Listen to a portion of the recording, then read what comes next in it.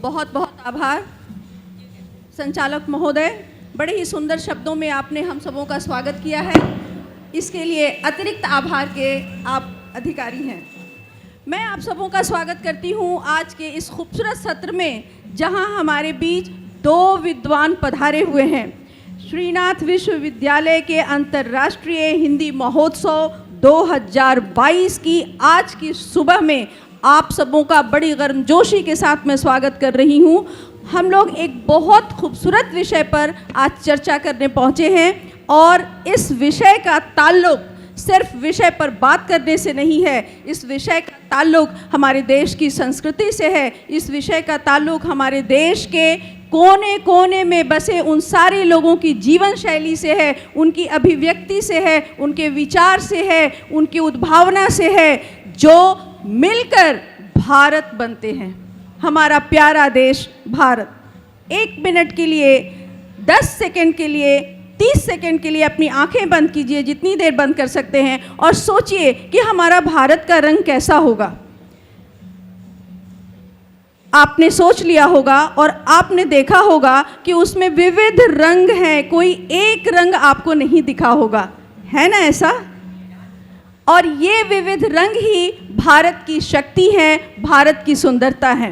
इन विविध रंगों में एक विविधता भाषा की भी होगी और ये बहुभाषिकता हमारे देश भारत की, हिंदुस्तान की बहुत बड़ी शक्ति है, बहुत बड़ी विशेषता है।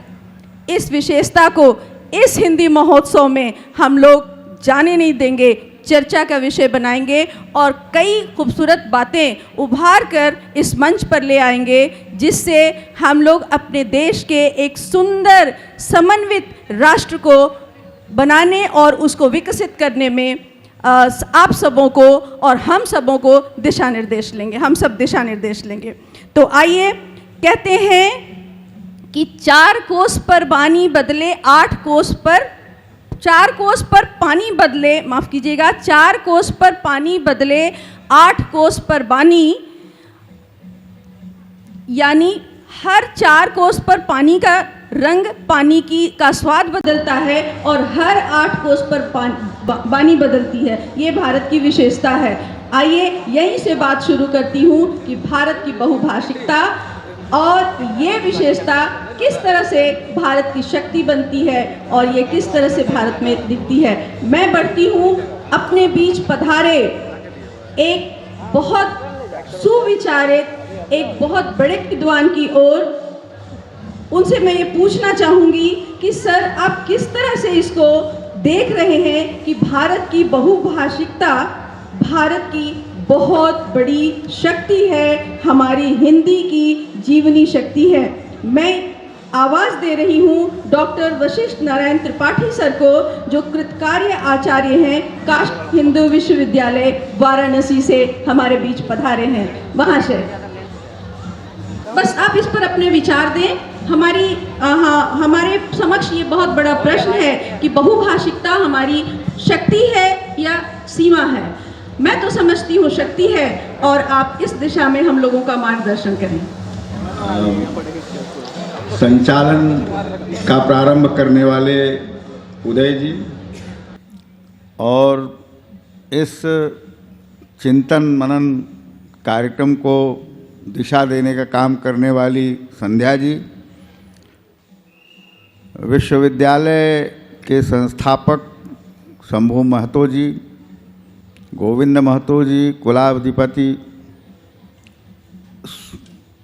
सुखदेव महतो जी, मंच पर विराजमान प्रतिष्ठित कथा लेखिका अल्पना मिश्र जी, सभागार में उपस्थित प्रोफेसर चंद्रकला त्रिपाठी जी और अनेक विश्वविद्यालयों और महाविद्यालयों से पधारे हुए प्रतिभागीगण और स्थानीय और बाहर के सम्मानित विद्वज्जन। अभी जो संध्या जी ने प्रश्न किया है, यह प्रश्न जो है बहुत ही महत्वपूर्ण है और आज के समय में इसकी इसकी परख करने की बहुत बड़ी ज़रूरत है। हमारा देश बहुत बड़ा है और दुनिया के तमाम कई देश ऐसे हैं जिनसे कई गुना अधिक बड़ा है, और स्वाभाविक है कि इतने बड़े देश में भाषाएं जरूर होंगी। हमारे देश के संविधान में तो कुल 22-24 भाषाओं का आकलन संकलन किया गया है, लेकिन अगर देखा जाए तो जैसा कि कहा कि कोस कोस पर पानी बदले 4 कोस पर वाणी, इसको थोड़ा दुगना कर दिया था संध्या जी ने, तो ये वाणी बदलती है। लेकिन एक चीज़ बड़ी महत्वपूर्ण है कि हमारा देश जिन कारणों से एक सूत्र में बंधा हुआ है, यूनान मिस्र रोमा सब मिट गए जहाँ से, लेकिन अभी है बाकी नामो निशा हमारा, तो वह नामो निशा बाकी रहने का जो सबसे बड़ा कारण है वो ये है सांस्कृतिक ऐक्य। और उत्तर से दक्षिण तक, पूरब से पश्चिम तक अगर अन्य दूसरी भाषाओं को छोड़ भी दिया जाए तो अकेले हिंदी प्रदेशों की अगर भाषाओं को देखा जाए तो उसमें अनेक ऐसी बोलियां हैं जो भाषा से अधिक महत्व रखती हैं। और आश्चर्यजनक रूप से आपको यह स्वीकार करना पड़ेगा कि हिंदी का जो हमारा साहित्य है, विशेष रूप से जो भक्तिकालीन साहित्य है, जब हम देखते हैं सूर को, तुलसी को, कबीर को, जायसी को, ऐसे तमाम जो कवि हैं, जो भक्तिकाल के कवि हैं, तो आपको ब्रज भाषा दिखाई पड़ेगी। और ब्रज भाषा को अब ब्रज बोली नहीं कह सकते, अवधी को केवल आप बोली नहीं कह सकते, उसके अंदर भाषा का सामर्थ्य है, एक सुगठित परिनिश्चित भाषा के रूप में उसकी महत्ता है। अब अगर आप दक्षिण की ओर चले जाइए तो आपको तेलुगु, तमिल, कन्नड़, मलयालम, इधर चले जाइए पूरब की ओर तो बंगाली, उड़िया, और पूर्वोत्तर में चले जाइए तो मणिपुर, असमी, ढेर सारी भाषाएं। इधर पश्चिम की तरफ चले जाइए तो आपको गुजराती, पंजाबी, राजस्थानी तमाम भाषाएं मिलेंगी। लेकिन मित्रों, जो ये भाषिक वैविध्य है, उस भाषिक वैविध्य के पीछे जो अंतर्निहित शक्ति है, वह शक्ति है देववाणी, संस्कृत। आप किसी भी भाषा में चले जाइए, दक्षिण की वो भाषाएं जिनको आप नहीं समझ सकते हैं, लगता है कि हमें समझ में नहीं आ रही है बात, लेकिन उनके जो शब्द हैं, वे शब्द आपको संस्कृत के से निःसृत शब्द मिलेंगे, संस्कृत से निकले हुए शब्द मिलेंगे। वो भी पानी को नीर कहते हैं, हम भी नीर कहते हैं। वो भी दूध को क्षीर कहते हैं, हम भी क्षीर कहते हैं। तो ये शब्द जो हैं, हम थोड़ा सा उनका व्याकरणिक परिवर्तन है, जो अगर देखें हम तो हमारे आप भोजपुरी में भी मिलेगा, मैथिली में भी मिलेगा, यहाँ स्थानीय स्तर पर जो हिंदी बोली जाती है उसके अंदर भी मिलेगा, बुंदेली में मिलेगा, ब्रज में मिलेगा, अवधी में मिलेगा, राजस्थानी में मिलेगा। तो ये जो अंतर है, ये अंतर दिखाई देता है, लेकिन इसके अंदर की जो शक्ति है वह शक्ति अलग है। अगर इसको हम ध्यान से देखें थोड़ा सा, तो हमको अपने भारतीय लोक नृत्य और लोक नाट्यों की ओर अगर हम जाएं तो आप देखेंगे कि उनका विशेष रूप से धार्मिक और सामाजिक दो तरीके के हैं। जो धार्मिक हैं, पूरब से पश्चिम और उत्तर से दक्षिण तक लेकर के उसके केंद्र में कृष्ण है। जी, बहुत अच्छा। सही। कहीं आप किसी भी प्रदेश में चले जाइए तो आपको कृष्ण के चरित्र पर लोकनाट्य मिलेंगे। जरूर। उत्तर में भी मिलेंगे, दक्षिण में भी मिलेंगे।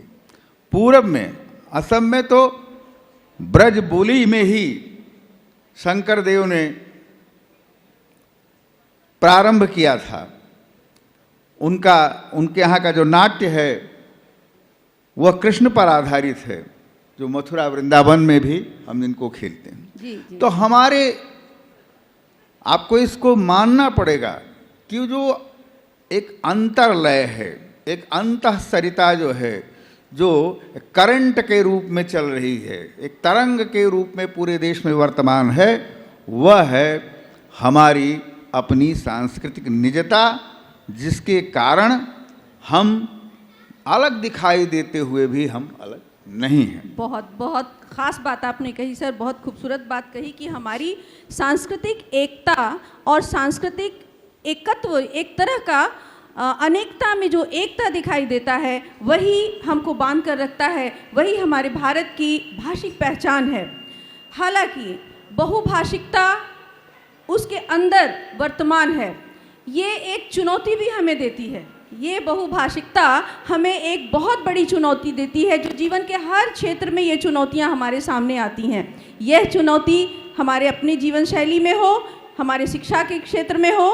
ठीक मैं इसी शिक्षा के क्षेत्र की ओर बढ़ रही हूँ मैडम के तरफ, और एक 4 पंक्तियों से मैडम की ओर मैं बढ़ना चाहती हूँ कि तेरी भाषा में मैं तुझको अपनी बात बताऊंगी, तेरी भाषा में मैं तुझको अपनी बात बताऊंगी, टूटी फूटी बोलूंगी पर तुझको मैं समझाऊंगी, जब तुम बोलो तो ध्यान लगाकर समझूंगी, समझाऊंगी, इठलाऊंगी, मालूम मुझको दोनों भाषा के बीच नदी एक प्यार समझ की बहती है। दोनों भाषा के बीच नदी एक प्यार समझ की बहती है। आओ ना उसी नदी में, आओ ना हम उसी नदी में मिलकर खूब नहाते हैं, हर भाषा के बीच बसी उस प्रीत के गीत सुनाते हैं और कान लगाकर सुनते हैं।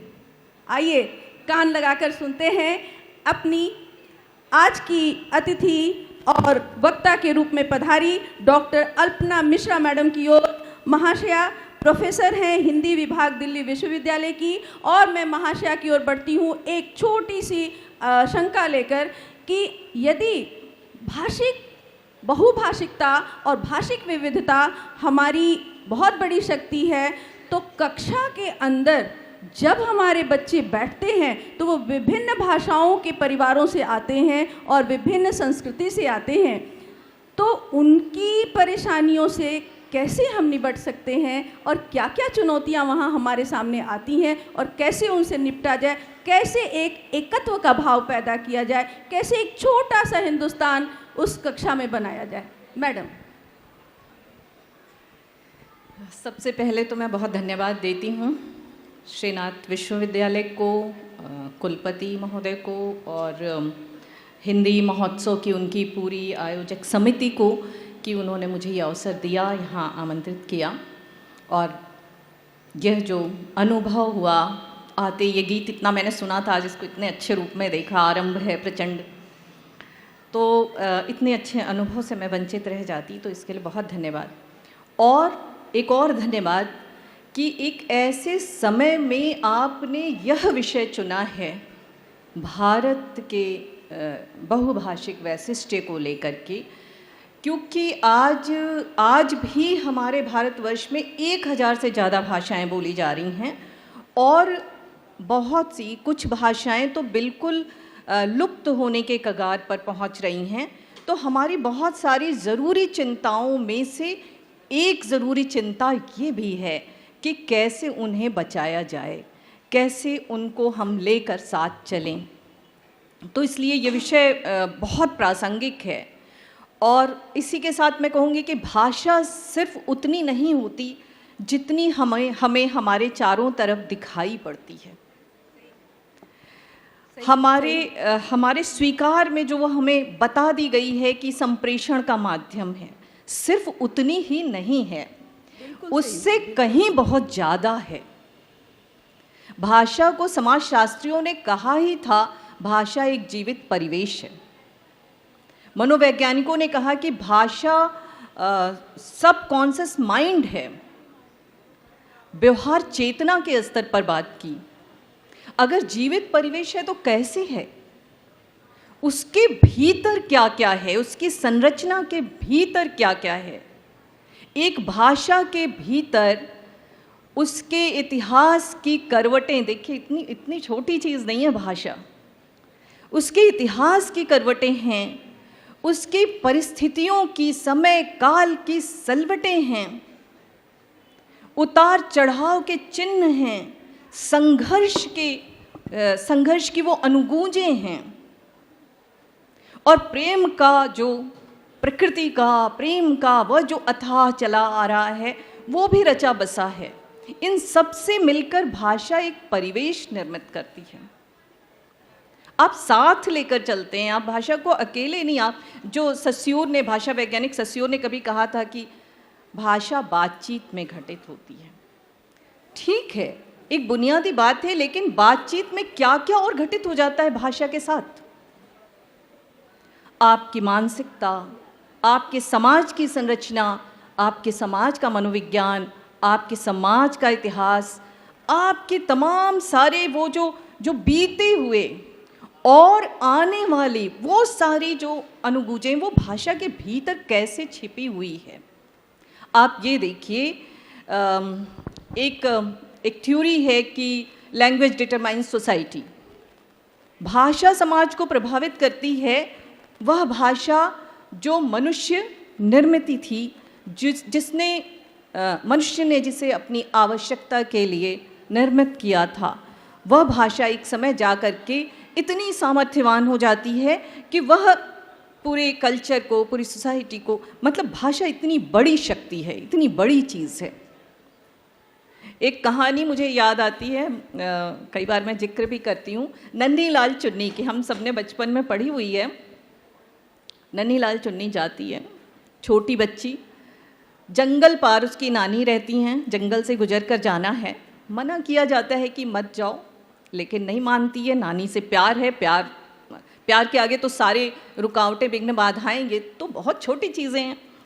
तो वो पार करती है, लेकिन रास्ते में उसे भेड़िया देख लेता है, और घर पर नानी नहीं है। भेड़िया छिप कर जाता है, नानी का वेश बनाकर, साड़ी वाड़ी पहन करके वो बैठ जाता है। अब जरा संवाद देखिए, भाषा जो बातचीत में है। नन्ही लाल चुन्नी कहती है, छोटी बच्ची, नानी तुम्हारी आंखें इतनी बड़ी कैसे हैं, ताकि मैं तुम्हें अच्छी तरह देख सकूं। नानी तुम्हारे दांत इतने बड़े कैसे हैं, ताकि मैं तुम्हें अच्छी तरह खा सकूं। भाषा का वेरिएशन देखिए। एक बच्चा संवेदना की, प्रेम की, वो हिंसा की भाषा ला ही नहीं सकता। वो जिस प्रेम और सौंदर्य की भाषा बोल रहा है, जिस संवेदना की भाषा बोल रहा है, और भेड़िया वो संवेदना की भाषा कहाँ से पाएगा। उसकी भाषा बता रही है कि उसका परिवेश क्या है, उसका समाज क्या है, उसकी चेतना का स्तर क्या है, उसका मनोविज्ञान क्या, और केवल उसका ही नहीं, उसके पूरे परिवेश का मनोविज्ञान क्या है। बात बोलेगी, हम नहीं, भेद खोलेगी बात ही। तो बात में इतनी ताकत है, भाषा में इतनी सामर्थ्य है। और जो बात आप कह रही हैं कि हमारा देश तो इतना बहुभाषिक है, इतना मतलब ये तब हमें पता चलता है जब हम बहुत सी भाषाओं के निकट जाते हैं। और आप देखिए कि कितना स्वीकार है कि कोई भी एक पूर्वोत्तर का आदमी आता, अपनी तरह से हिंदी बोलता हुआ आता है, क्योंकि स्थानीय टच के साथ बोलता हुआ आता है और स्वीकार्य है। कोई नहीं ये कहता कि आप मत बोलिए, आप शुद्ध करके आइए, पहले ठीक करके आइए उच्चारण, नहीं।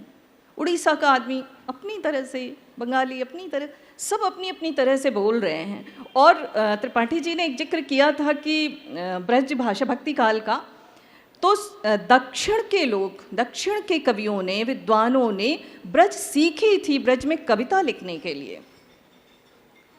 और ये जो भीतरी, देखिए, ये बहुभाषिकता भारत के लिए समस्या नहीं, समृद्धि है, और यही उसका अनूठापन है। इस विविधता में ही रच बस कर भारत की आत्मा ने अपना रूप, रंग, गंध और अपनी मजबूती ग्रहण की है। तो यह तो उसकी विशेषता है, उसकी खासियत है कि ये सारे जो भाषाएं हैं वो कैसे मिलकर चलती हैं, कैसे हमजोली हैं, मतलब गलबैयाँ डाले सखियाँ हैं जो साथ साथ चलती हैं, और कहीं कोई अनादर नहीं है, कोई किसी का अनादर नहीं करता, सब एक दूसरे को खींच के साथ ले लेते हैं। और जब विदेशों में जाते हैं तो सीधा हिंदी पर आ जाते हैं, क्योंकि आपको अपनी एकजुटता प्रदर्शित करनी है तो वो भाषा क्या होगी, हिंदी होगी। हिंदी ही आपकी सबसे बड़ी माध्यम भाषा है, सबसे बड़ी।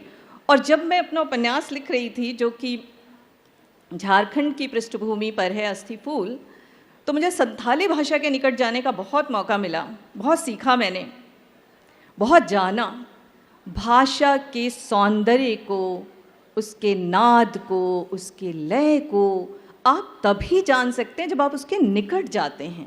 सही बात है मैडम। और जितना जाते हैं उतने समृद्ध होते हैं।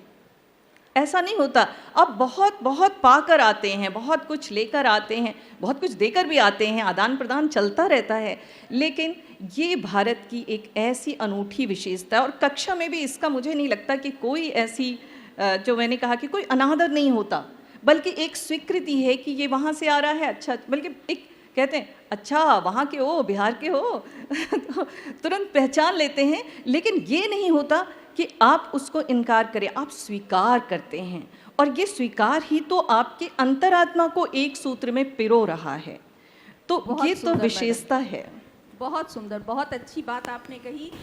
एक शब्द आपने बहुत अच्छी कही और उसके लिए हमें ताली ज़रूर बजाना चाहिए।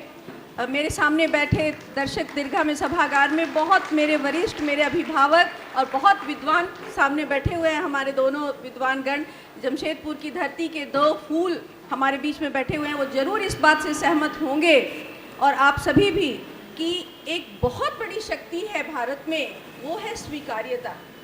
और ये स्वीकार्यता, ये अपनापन, ये एक दूसरे के लिए एक कंसिडरेशन जिसको हम बोलते हैं समझ, ये समझ ही हमको एक बनाए रखती है, हमारी कक्षाओं में एक छोटा सा हिंदुस्तान बनाकर रखती है। और जैसा महाशया ने कहा कि हम एक दूसरे के जितने निकट जाते हैं बहुत कुछ सीखते हैं, बहुत कुछ जानते हैं और बहुत कुछ अनजाने दे भी आते हैं। ये छऊ के मुखौटे बहुत बड़ी बड़ी बातें कह जाते हैं हमसे, और वो कथाकली की बड़ी बड़ी जो रूप सज्जा होती है वो बहुत अतीत की कहानियाँ हमें सुना जाते हैं। तो सिर्फ वो भी एक भाषा है, उसकी भी एक अपनी लिपि है, और इसी की स्वीकार्यता, इसी को महत्व देने के लिए गांव के, देश के गोशे गोशे में बहुत सुदूर इलाकों में बसे हुए भी उस भाषा को महत्व देने के लिए, मुख्य धारा में लाने के लिए, उसकी गरिमा बरकरार रखने के लिए आज राष्ट्रीय शिक्षा नीति 2020 में भी एक बहुत ही सुंदर चिंतना की गई है। मैं त्रिपाठी सर की ओर बड़ी विनम्रता पूर्वक बढ़ूंगी और ये पूछना चाहूँगी कि सर, जो राष्ट्रीय शिक्षा नीति 2020 में बहुभाषिकता पर काफ़ी चिंतन किया गया है और बहुत सारे मार्ग खोले गए हैं जिससे हमारी भाषाएं बच सकें और उन भाषाओं को बोलने वाले बच्चों की संवेदना बच सके, उनकी संस्कृति बच सके। सर, आपकी क्या राय है? बहुत बढ़िया सवाल है ये, और सचमुच ये जो नई शिक्षा नीति है, ये 2020 NEP न्यू एजुकेशन पॉलिसी, इसने एक बड़ा काम किया है और इसका विरोध भी धीरे धीरे लोगों ने करना शुरू किया। लेकिन वो विरोध लगभग दब गया है। कुछ राजनीतिक निहित स्वार्थों से लोगों ने इसका विरोध शुरू किया और इस विरोध के पीछे जो दृष्टि थी वो ये थी कि ये किसी न किसी बहाने से हिंदी थोपने का प्रयत्न है। सचमुच हिंदी थोपने का प्रयत्न तो नहीं, लेकिन हिंदी को भारत के बहुभाषिक समाज में सर्वस्वीकार्य बनाने के का प्रयत्न जरूर है, और दबाव के साथ नहीं बल्कि सबकी सहमति और सबकी स्वेच्छा और सबके द्वारा हिंदी का आदर करने के माध्यम से यह कार्य करने का प्रयत्न है। और इसी के साथ हमारे देश की जो महत्वपूर्ण भाषाएं हैं, जिनका बहुत समृद्ध साहित्य भी है, आप कहीं से भी उड़िया, कन्नड़, गुजराती, मलयालम या देश की किसी अन्य भारतीय भाषा को ले लीजिए, तो वो साहित्य, उनका साहित्य, उन भाषाओं का साहित्य कहीं भी हिंदी से कमतर नहीं है। और अगर हम थोड़ा सा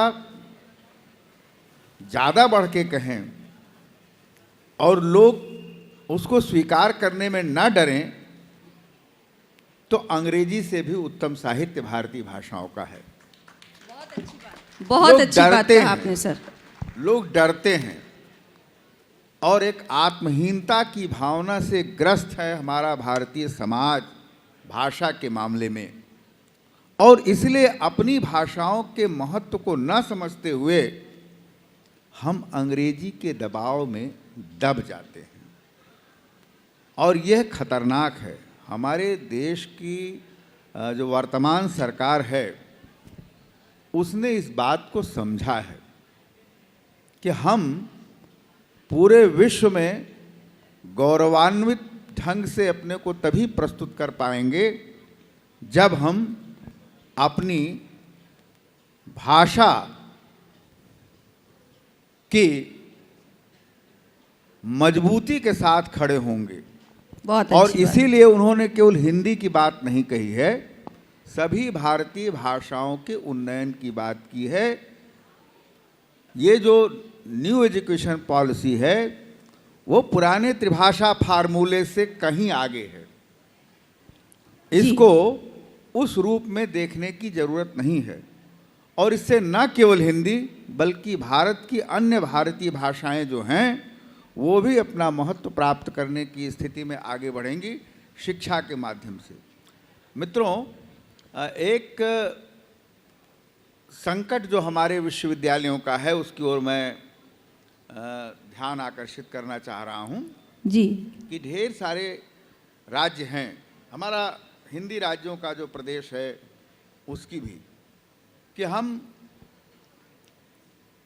स्कूल स्तर पर और इंटरमीडिएट कॉलेज तक तो अपनी भाषा में हम पढ़ा लेते हैं, और जैसे ही हम आगे बढ़ते हैं विश्वविद्यालय की ओर और महाविद्यालय की ओर जब विद्यार्थी पहुंचता है तो वह हिंदी या अन्य किसी भारतीय भाषा में उसको शिक्षा न मिलके सीधे अंग्रेजी आ जाती है जी। विशेष रूप से विज्ञान के विद्यार्थियों के सामने। सही है। और वो इतना कठिन स्थिति पैदा करती है अच्छे से अच्छे विद्यार्थी के सामने कि भाषा के कारण वो लड़खड़ा के गिर जाने की स्थिति में आ जाता है।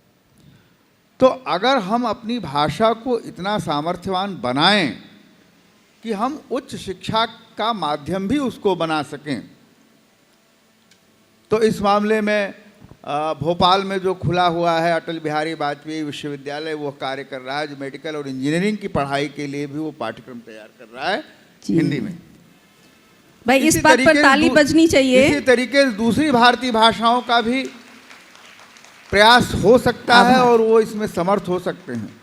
तो भारत की जो भाषिक विविधता है वह कमजोरी नहीं है, वो हमारी ताकत है।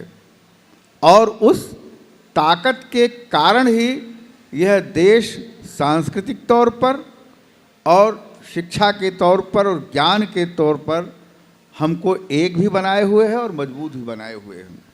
बहुत अच्छी बात सर आपने कही।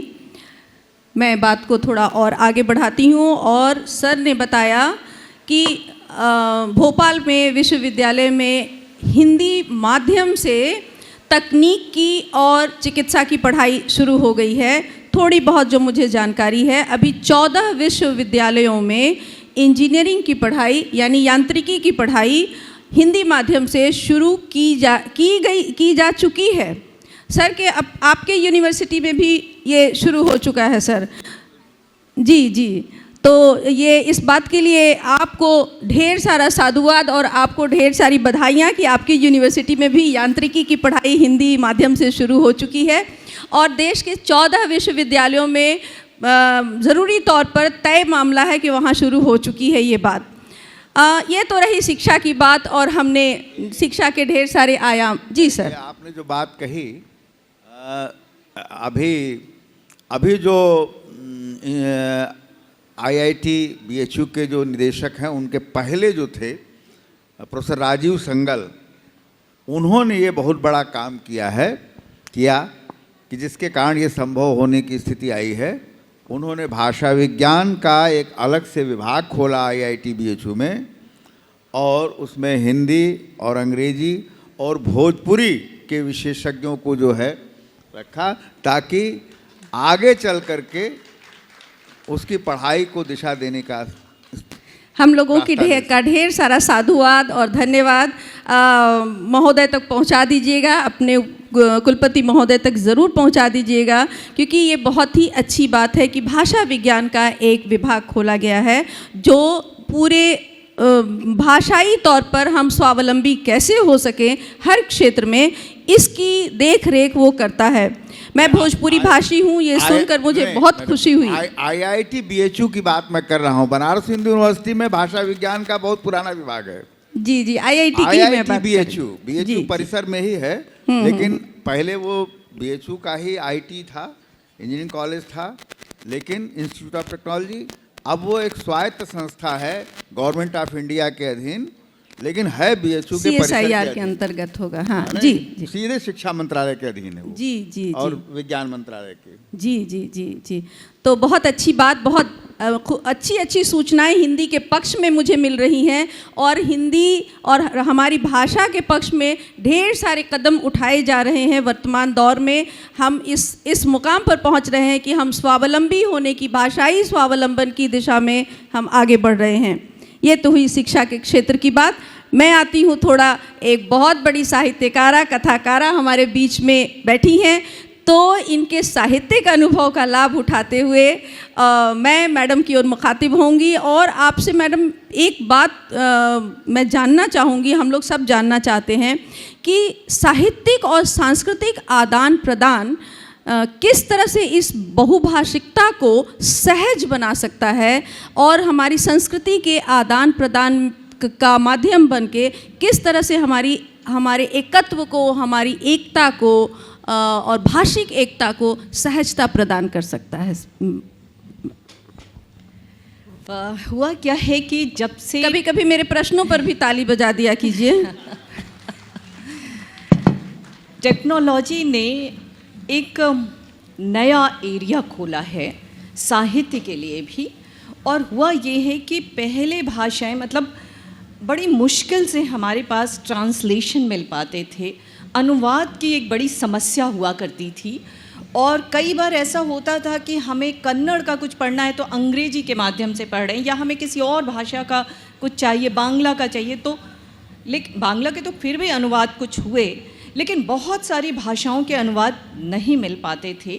अभी इतना आसान बना दिया है और इतनी तेज़ी से ये आदान प्रदान हो रहा है तमाम भारतीय भाषाओं के साथ जो अनुवाद के अनुभव हैं, मतलब जिन भाषाओं में हमने सोचा नहीं था कि इनमें, भोजपुरी में भी, कि भोजपुरी में भी हमें एक बार भोजपुरी अकादमी ने अपने यहाँ अध्यक्षता करने के लिए बुलाया, तो बड़ा अच्छा लगा कि अच्छा इस भाषा में भी इतना विचार विमर्श होगा।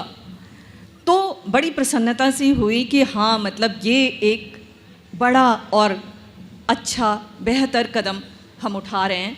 तो इस तरह की बहुत सारी चीज़ें, फिर पत्रिकाएं इस तरह निकलना शुरू हुई।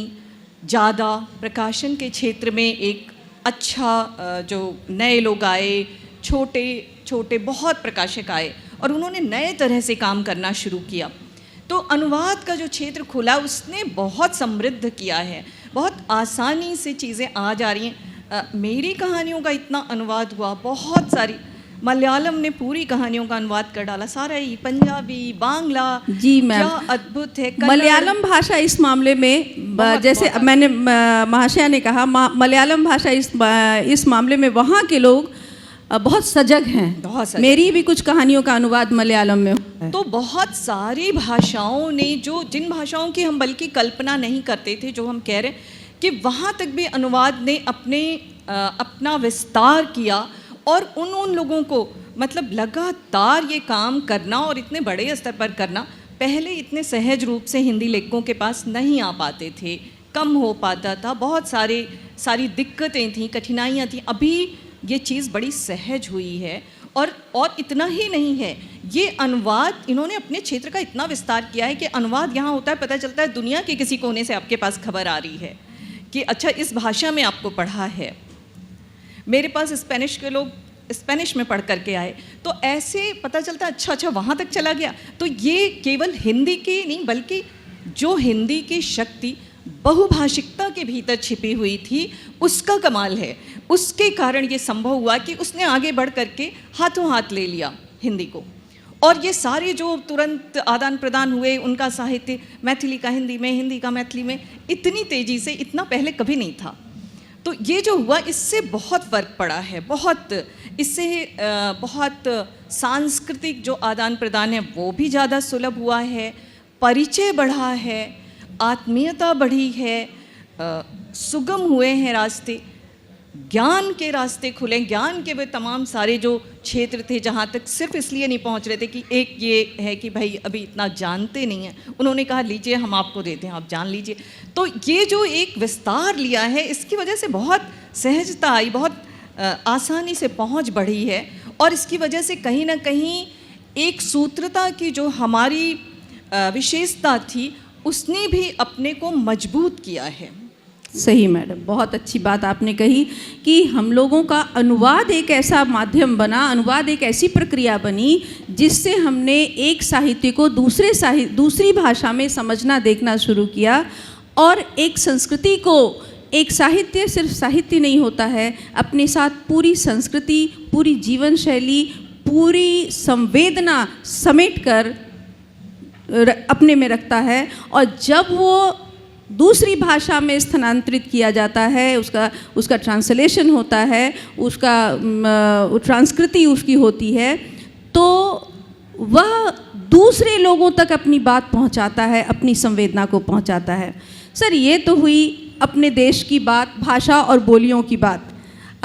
त्रिपाठी सर बड़े ही अपनी भाषा के प्रति सजग हैं और बहुत गहरा अध्ययन है सर के पास, क्योंकि उन्होंने ये बात कहा कि ध्वनियाँ सब एक होती हैं और देव भाषा संस्कृत से बहती हुई सारी भाषाएं आती हैं और उन भाषाओं के साथ हिंदी आती है और अनेक सहभाषाओं के साथ वह हिंदी की गंगा बह रही है। एक बात है सर कि भाषा की अंतर्राष्ट्रीयता की मुख्य धारा में हमारी हिंदी चली गई है। अंतर्राष्ट्रीयता की मुख्य धारा में हमारी हिंदी अब बह चली है, निकल चली है। ये वैश्वीकरण का दौर है और ये होना ज़रूरी भी था। अभी क्या स्थिति है और इसका किस तरह से होना आवश्यक है? ये बह तो रही है सर, पर एक डर मन में समाया है कि हिंदी धीरे धीरे बदलती जा, यानी अंग्रेजी शब्दों को अपने में लेती चली जा रही है और स्वरूप परिवर्तन, इसका वास्तविक स्वरूप जो है, इसकी खूबसूरती है, वो कभी कभी खोती हुई नज़र आती है। क्या ये शंका सही है या निर्मूल है सर? बहुत बढ़िया सवाल है ये। और इस सवाल के पीछे जो निहित है अर्थ, वो ये है कि क्या हम अपनी भाषा को खो रहे हैं। एक तरफ तो हम अंतर्राष्ट्रीय स्तर पर अपनी पहुंच बना रहे हैं। ये सच है कि विश्व के तमाम विश्वविद्यालयों में हिंदी का अध्ययन अध्यापन हो रहा है, और न केवल प्रारंभिक स्तर के हिंदी का अध्यापन हो रहा है, बल्कि उच्च स्तर का अध्यापन और शोध कार्य भी होने प्रारंभ हो चुके हैं। यही नहीं, जिसको हम प्रवासी भारतीय साहित्य के नाम से जानने लगे हैं आजकल, हिंदी की कविताएं और कहानियां और उपन्यास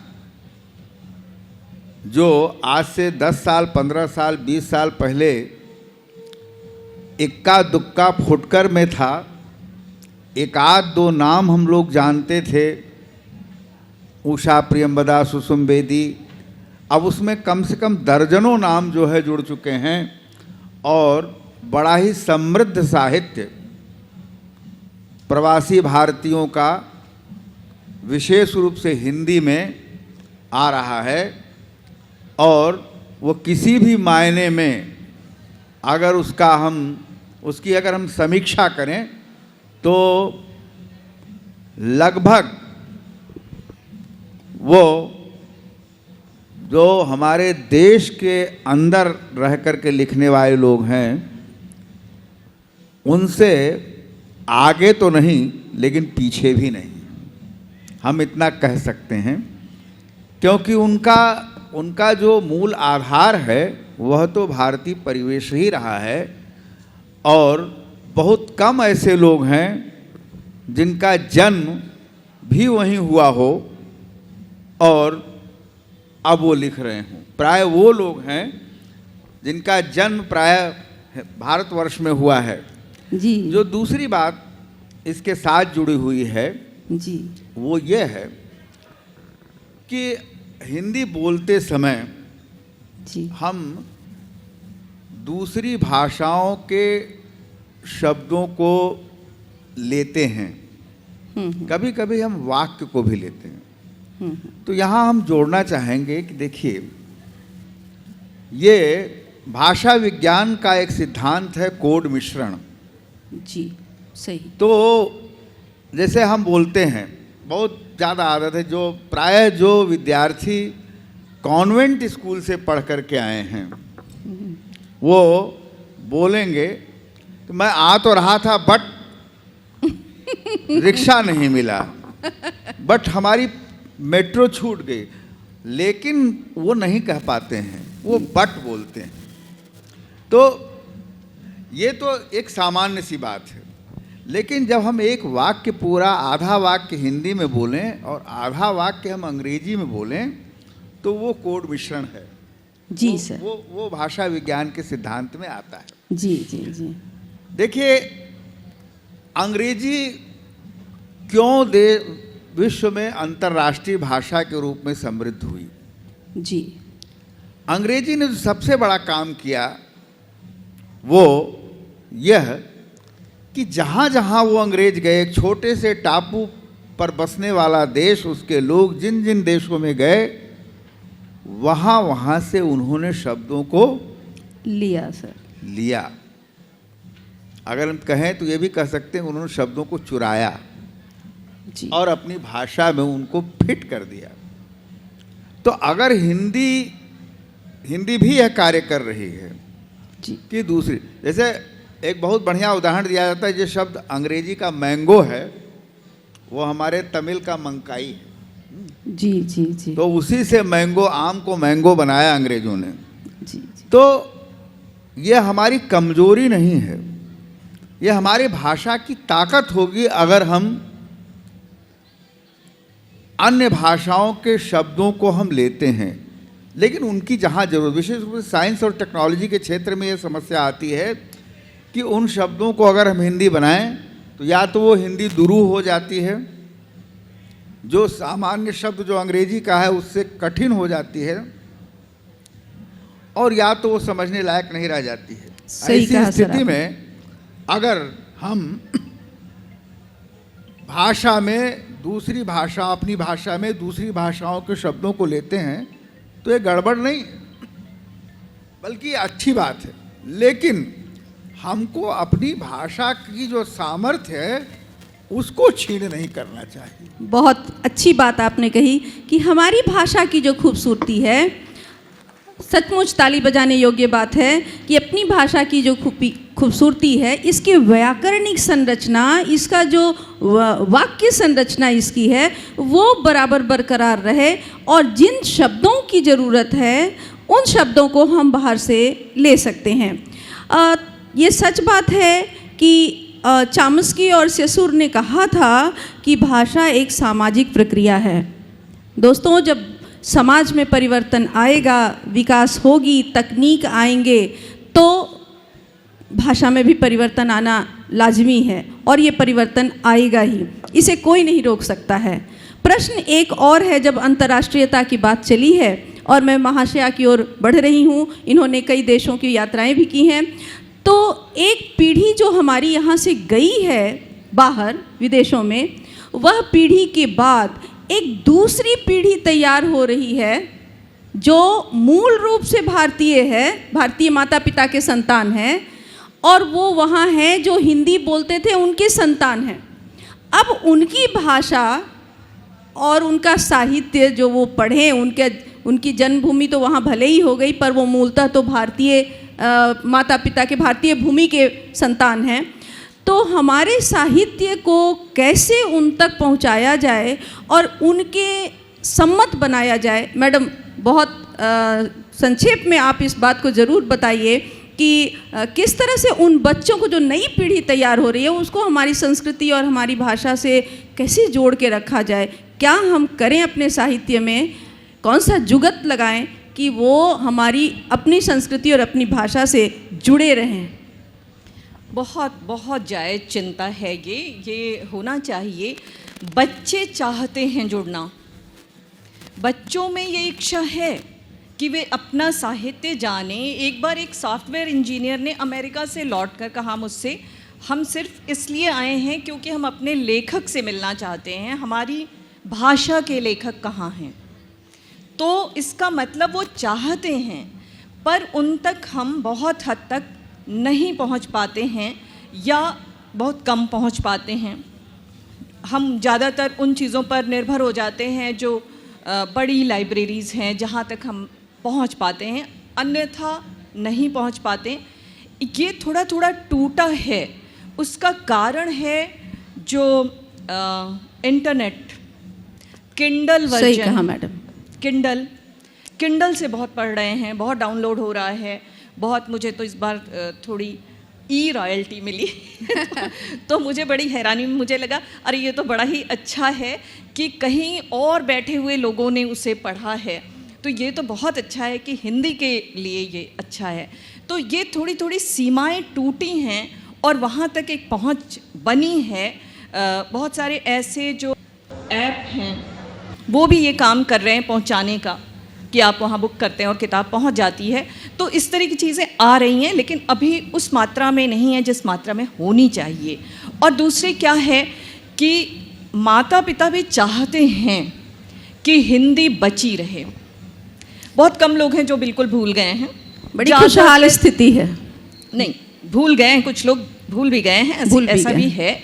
लेकिन बहुत सारे लोग ऐसे हैं जो अभी भी चाहते हैं कि कहीं उनके बच्चे को ये आ तो जाए, लेकिन चूंकि कैरियर के लिए नहीं चाहिए इसलिए, लेकिन उन्हें आती रहे, जिससे वो कहीं ना कहीं अपनी भारत भूमि से जुड़े रहें, एक जो रक्त संबंध है वो बना रहे। तो ये फीलिंग है, और ये अगर है तो ये बहुत सकारात्मक है, और अगर उन तक पहुंचता है तो वो कोशिश करते हैं। मैं आपसे बताऊं, जापान में कार्यक्रम जब चल रहा था, मैं बोलने के बाद एक महिला आई। वहाँ हिंदी भाषी लोग बहुत, मतलब वो लोग जापानी जो बहुत थोड़े से थे जिन्हें हिंदी आती थी, बाकी अन्य भाषाओं के ग्लोबल लिटरेचर ऑर्गेनाइजेशन की तरफ से था, और वहाँ सारे अन्य भाषाओं के लोग थे, तो ट्रांसलेशन के ही बदौलत जो वो समझ पाते थे। और मैं जो बोलती थी और कार्यक्रम मेरे ही कथा साहित्य पर था, पर एक महिला जी जो दूर से ही मुझे एकदम मेरी आंखों में वो देख रही थी और बार बार मेरी आंखें जाकर उनसे मिलती थीं, और वो मिलना क्या था, वो भारतीयता का चिन्ह था सही सही कि बहुत ये व्यक्ति भारतीय लग रहा है। और बाद में वो जब आई, उन्होंने कहा मैं 3 घंटे की यात्रा करके आई हूँ सिर्फ इसलिए कि एक भारतीय लेखक आया है। वाह, और क्या ये बात हिंदी है। ये हिंदी क्या का बात है। गौरव है, इसमें मेरा कुछ नहीं है, ये हिंदी का है कि हिंदी के प्रति वो मोह है जो उन्हें खींच कर वहाँ तक इतनी 3 घंटे की यात्रा की तकलीफ उठाकर एक ऐसे देश में जी, जहाँ जी। पल पल की कीमत है तो वहाँ लेकर आता है। तो ऐसा नहीं कि चाह नहीं, चाह है पर पहुँच कम है।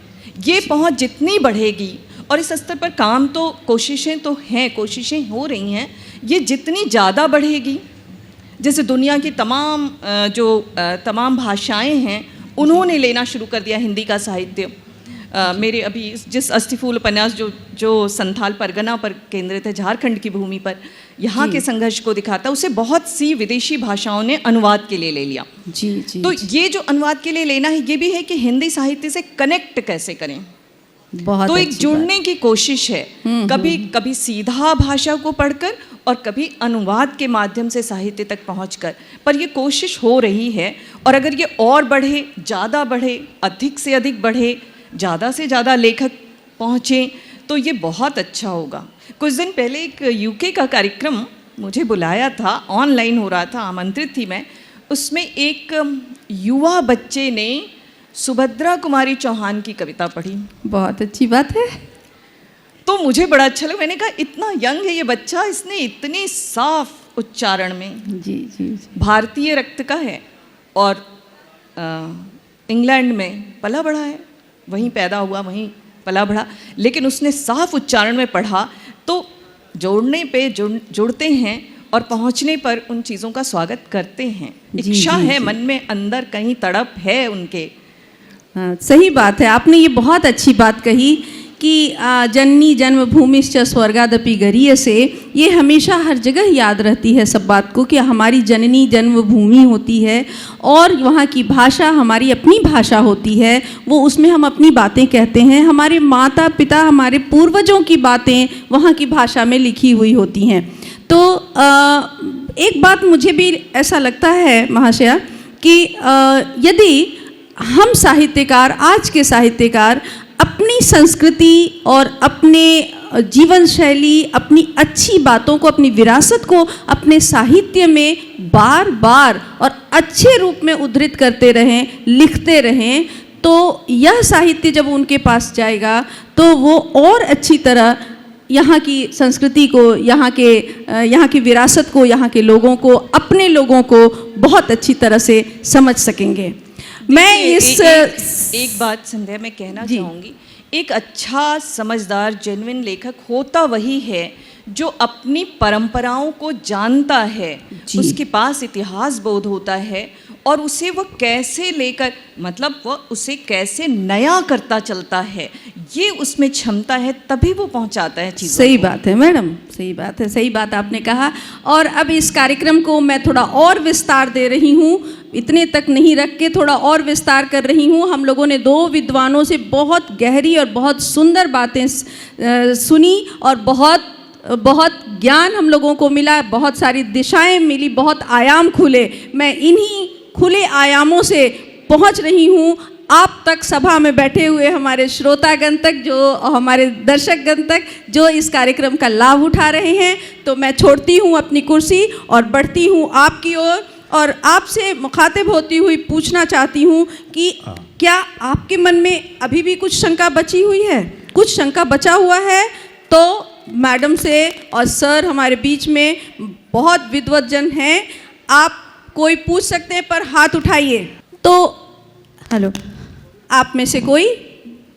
हमारे विद्वत जन भी हैं, आदरणीय सी भास्कर राव सर और आदरणीय श्री बाल मुकुंद पैनाली सर, दोनों सर विराजमान हैं और साक्षी हैं इस कार्यक्रम के, और हम लोग अनुग्रहित हैं उनकी उपस्थिति के।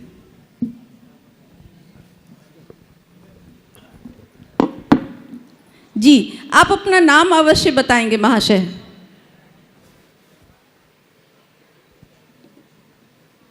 मैं डॉक्टर संतोष कुमार हूँ। मैं स्वागत। रसायन विभाग में सहायक प्राध्यापक हूँ। और महाशया, मेरे मन में एक प्रश्न उठ रहा था कि जब हम लोग विषय वस्तु को निर्धारित करते हैं, करिकुलम को डिज़ाइन करते हैं, तो उसमें हम कई विशेषज्ञों से चर्चा करते हैं और ये करने की कोशिश करते हैं कि हमारे जो विद्यार्थी हैं उनको रोज़गार बहुत अच्छा मिल जाए।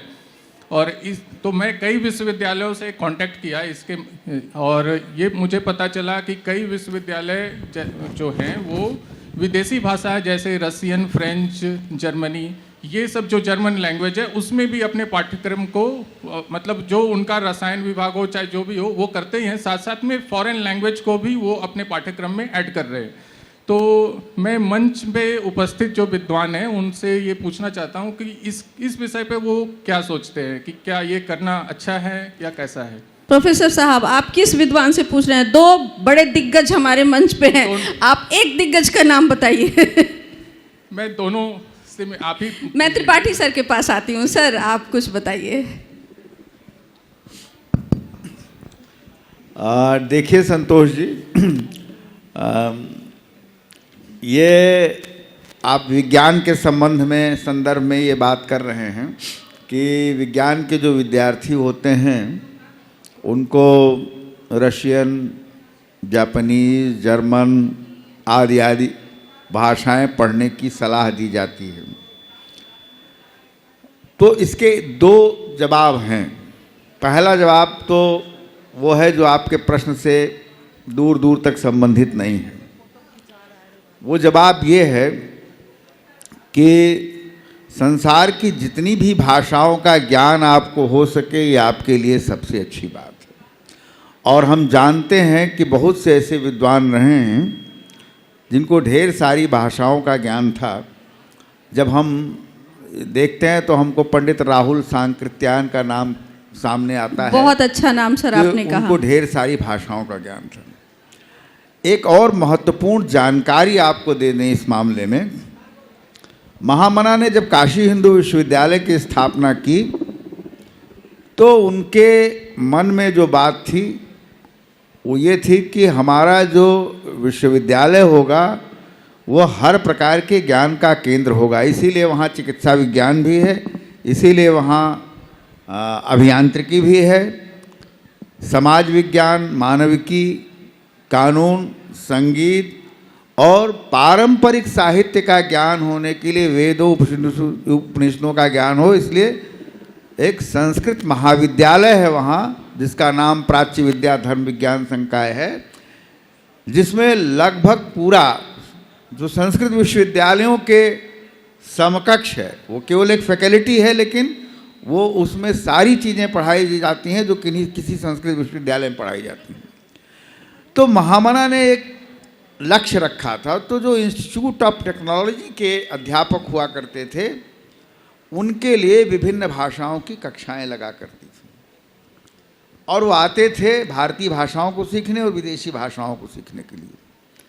और सामान्य ज्ञान जो है इंजीनियरिंग टेक्नोलॉजी का हो, इसके लिए यहाँ के अध्यापक जो होते थे मानविकी के, वो उनके संपर्क में होते थे और जो सामान्य ज्ञान होता था साइंस टेक्नोलॉजी का उनसे सीखते थे। ये शुरुआत की बात है।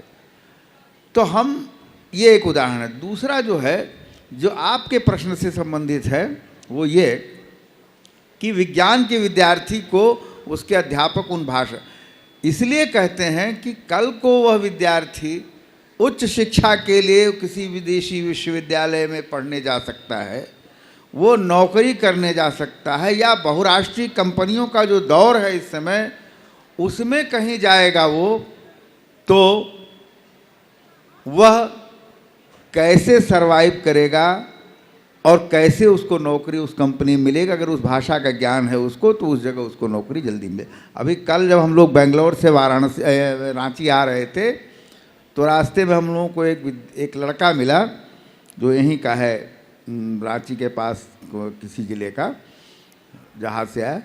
तो वो चाइनीज़ भाषा का उसने अध्ययन किया है, उस ओरेकल कंपनी में है वो, केवल इस नाते कि वो उसने चाइनीज़ का जो है अध्ययन किया है, चीनी भाषा का अध्ययन किया है। सही बात है।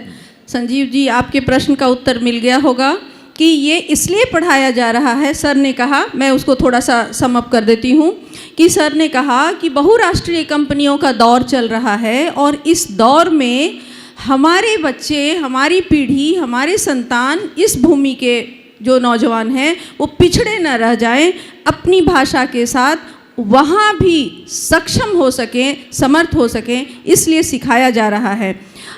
लेकिन एक बात और मेरे मन में है सर, खैर अब समय बहुत कम है, मैं ज़्यादा नहीं बोलूँगी। हमारे देश में बहुराष्ट्रीय कंपनियां काम कर रही हैं तो उन्हें हमारी भाषा में काम करना चाहिए सर, ये शर्त हमें रखनी होगी और वो दिन का इंतज़ार मैं कर रही हूँ कि ये शर्त रखी जाए। मैं विद्यार्थियों की तरफ थोड़ा मुखातिब होना चाहूँगी।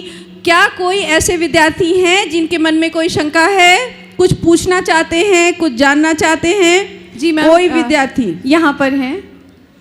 या हाँ, आइए, स्वागत है। नमस्कार, मैं प्रज्ञा कुमारी, वसंत महिला महाविद्यालय BHU वाराणसी से हूँ। मेरा यह प्रश्न है कि आज हम जैसे जो विद्यार्थी हैं उनके मन में अंग्रेजी और हिंदी को लेकर बहुत दुविधा रहती है कि उनके मन में एक तरह से पहले से बैठ चुका है कि अगर हम अंग्रेजी में आंसर राइटिंग करें एग्ज़ाम में तो बहुत अच्छे नंबर मिलते हैं हिंदी के कंपैरिजन में, और ये जनरली UPSC और BPSC जैसे परीक्षा में देखी जाती है। तो उनके मन में ये दुविधा रहती है कि हमें अच्छे नंबर मिले, इसलिए हम हिंदी में आते हुए भी वो अंग्रेजी को चुनना चाहते हैं। तो मैं ये जानना चाहती हूँ कि जो बच्चे के अंदर ये दुविधा है कि हम अंग्रेजी में करें या हिंदी में करें, क्योंकि अंग्रेजी वाले बच्चों को ज़्यादा नंबर मिलते हैं, उनके पास ज़्यादा कंटेंट रहता है पढ़ने के लिए, तो इस दुविधा को कैसे दूर किया जाएगा? बहुत अच्छा प्रश्न है और बड़ा मासूम सा और बहुत दिनों से चलता आया प्रश्न है। मैं महाशया की ओर मुखातिब होंगी और ये सचमुच बहुत जिंदा सवाल है आज के दौर का। तो और एक बात और भी है मैडम कि जो सामग्रियाँ मिलती हैं पढ़ने को, अच्छी सामग्रियाँ, वो अंग्रेज़ी पुस्तकों में और विदेशी पुस्तकों में, लेखकों में मिलती हैं। तो इस समस्या का समाधान कैसे किया जाए और इस कुंठा से कैसे बाहर निकला जाए? सवाल समस्या से अधिक कुंठा का है मैडम। इस सवाल में दो बातें छिपी हुई हैं। एक तो ये कि मटेरियल नहीं है, सामग्री की कमी हो जाती है, जिसके कारण हिंदी वालों का स्तर कम लगने लगता है और अंग्रेजी वालों का ज़्यादा लगने लगता है। ये तो सच है कि सामग्री बहुत कम है हिंदी में, और इसको अभी हम लोग रास्ते में भी बात करते हुए आ रहे थे कि इसको दूर करने की हमें और कोशिश करनी चाहिए, जिससे हमारे हिंदी के बच्चों तक ज्ञान विज्ञान की और बहुत सारी चीज़ें हिंदी में पहुंच सकें। तो ये तो थोड़ी सी कमी है, पर बहुत बड़ी कमी भी नहीं है, पर है कमी ये। और दूसरी जो बाधा है इस सवाल के अंदर ये, जिस पर आपका ध्यान नहीं है, वो ये है कि हिंदी के विद्यार्थी को भी मैथ्स पढ़ना पड़ेगा, गणित चाहिए। पहले बिना गणित के चल जाता था काम, है ना? अभी पढ़ना पड़ेगा, 12वीं तक की गणित आनी चाहिए, क्योंकि दुनिया बहुत तेज़ी से बदली है और हम उसमें गणित के साथ और अंग्रेजी भाषा की जो बेसिक जानकारी है उसके बिना नहीं चल सकते, क्योंकि ग्लोबल हो रहा है सारा कुछ। भूमंडलीकरण के कारण बहुत सारी चीज़ें आ रही हैं और आपको सिर्फ एक एग्ज़ाम नहीं पास करना है ना, आपको बाद में जा कर के प्रशासन व्यवस्था को भी ठीक करना है, एक बड़ी जिम्मेदारी का निर्वाह भी करना है। तो उसके लिए आपको एक तैयारी करनी पड़ेगी। तो जहाँ अभी बाधा आ रही है वो है वही मैथ्स का एरिया, जहाँ अटक जा रहे हैं हमारे हिंदी के बच्चे। और मैं कह रही हूँ कि अब वो टाइम गया जब हिंदी के बच्चे कहते थे कि नहीं गणित नहीं अब गणित पढ़ना पड़ेगा, उतनी जानकारी चाहिए, और अंग्रेजी भी उतनी चाहिए जितने की आपको वहाँ पर ज़रूरत है, जितने से आपका काम चलता है। उसे एक भाषा की तरह पढ़ना है, उसे अपनी हिंदी की तरह अपनी रोज़मर्रा के जीवन में जो घुली मिली चीज़ें उस तरह से नहीं पढ़ना है, बल्कि एक भाषा जिसकी ज़रूरत है उस तरह से पढ़ना है, एक विषय की तरह पढ़ना है। और अगर इंग्लिश आ जाती है तो अच्छा ही है। दूसरे सामग्री की कमी, उस पर काम तो हो रहा है, कोशिश कर रहे हैं, और एक चिंता हम लोगों की भी बनी हुई है, पर जो है उसमें उस तक भी बच्चे नहीं पहुंचते हैं, कहाँ कोशिश करते हैं। बहुत अच्छी बात आपने कही और बड़ी प्रेरक बात आपने कही कि हमें हार नहीं मानना चाहिए, उसी से रास्ता निकालना चाहिए। मैं बताती चलूं कि पिछले 2 सत्रों में यूपीएससी के एग्ज़ाम में, संघ लोक सेवा के इम्तिहान में बहुत अच्छे अंकों से हिंदी माध्यम से सर्वोच्च अंक प्राप्त करने वाले आए हैं। तो इसी के साथ, इस खुशखबरी के साथ, इस खुश फहमी के साथ हम लोग रहें, इस बात के साथ हम लोग रहें, इस जिंदा तथ्य के साथ हम लोग रहें कि हिंदी के साथ भी हम लोग जी सकते हैं। हाँ, मैडम की ये बात बहुत अच्छी है कि विज्ञान, तकनीक और गणित को अपना दुश्मन ना समझ के अपना दोस्त बनाकर साथ लेकर के चले। यही बात है ना मैडम? एक बात और कि ऐसा मत सोचिए कि हिंदी वाले बच्चों ने कुछ नहीं किया, कुछ हासिल नहीं किया है। यूपीएससी में 17वीं रैंक थी इस बार हिंदी माध्यम की। जी। और उससे पहले 13 रैंक थी मेरे ही विद्यार्थी की। तो वही मैं बता रही हूँ कि बहुत अच्छे अंकों से हिंदी वालों ने किया और हिंदी माध्यम वालों ने भी। पिछली बार जो टॉपर हुआ था हिंदी माध्यम का विद्यार्थी हुआ था। तो हम लोग इसी खुशखबरी के साथ आज की इस सभा को हम लोग अंतिम पायदान तक ले जाते हैं और मैं इसके लिए बहुत बहुत धन्यवाद दे रही हूँ आज के अपने दोनों विद्वानों को। मैं पुनः बहुत विनम्रतापूर्वक अपना धन्यवाद ज्ञापित कर रही हूँ, साधुवाद दे रही हूँ आदरणीय त्रिपाठी जी को, आदरणीय त्रिपाठी सर को, जो बीएचयू से हमारे बीच में पधारे हैं, एक लंबा सा अनुभव और ज्ञान अपने साथ रखे हैं। और प्रोफेसर और साहित्यकारा आदरणीय अर्चना मिश्रा मैडम को, जो दिल्ली विश्वविद्यालय से हमारे बीच पधारी हैं, अपने साथ ढेर सारी साहित्यिक विरासत और नई दुनिया की ढेर सारी चीज़ें, ढेर सारे तरकीब, ढेर सारी जुगत और ढेर सारा अनुभव अपने साथ रखी हैं। मैं पुनः आपको धन्यवाद दे रही हूँ। इस मंच से श्रीनाथ यूनिवर्सिटी की ओर से पुनः धन्यवाद। सभागार में बैठे आप सबों को धन्यवाद, ढेर सारा प्रणाम दे रही हूँ। 2 हमारे बीच अभिभावक आदरणीय श्री सी भास्कर राव सर जी को और बाल मुकुंद पैनाली सर को, आपको भी बहुत बहुत प्रणाम निवेदित करती हुई आज मैं आपसे विदा ले रही हूँ। कुछ त्रुटि रह गई हो माफ़ करेंगे, अगली बार सुधारूंगी। धन्यवाद। बहुत बहुत धन्यवाद डॉक्टर संध्या सिन्हा जी। अच्छा लगा। और मंच सभा में बैठे हुए सी भास्कर राव जी और बालमुकुंद, क्या नाम लिया? हाँ, प्रणाली, और अन्य सभी अतिथियों को और श्रीनाथ विश्वविद्यालय को के प्रति हम आभार व्यक्त करते हैं कि उन्होंने हम लोगों को यहाँ अवसर दिया। धन्यवाद।